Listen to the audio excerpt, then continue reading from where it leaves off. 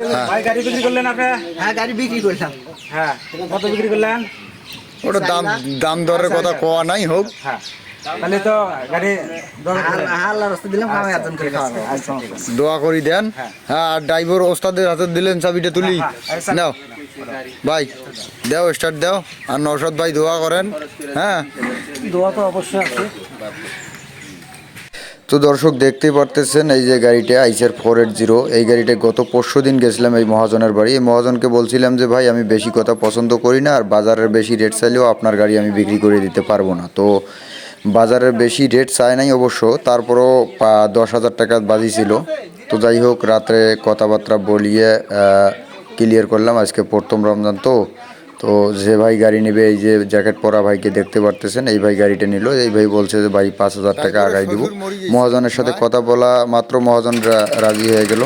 তো এইটা মূলত প্রথম দিন চাইলেই হইতো, কিন্তু মহাজন দামটা ছাড়ে নাই। তো যাই হোক, যে ভাই নিল তার একটু বেশি খরচা হয়ে গেল, 2-3 হাজার টাকা। ওটা বড় কথা না।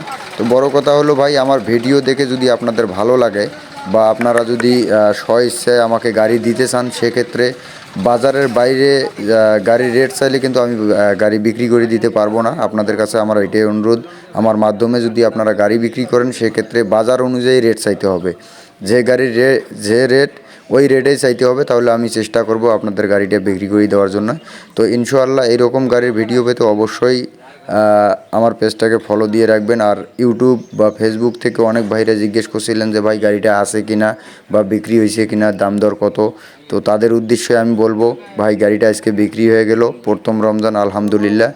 উভয়ের জন্য শুভকামনা রইল। এই গাড়িটার জন্য কেউ আর ফোন দেবেন না। পরবর্তী কালেকশন পেতে অবশ্যই আমার স্ক্রিনে দেওয়া নাম্বার থাকবে, ওখানে যোগাযোগ করে গাড়ির খোঁজ খবর নিতে পারবেন। তো সেই পর্যন্ত সবাই ভালো থাকবেন, সুস্থ থাকবেন। আর যদি আপনাদের কারো বিক্রির গাড়ি থাকে, তাহলে অবশ্যই আমার নাম্বারে যোগাযোগ করতে পারেন। ইনশাআল্লাহ আমি চেষ্টা করি দেখতে পারবো আপনার গাড়িটা বিক্রি করা যায় কিনা।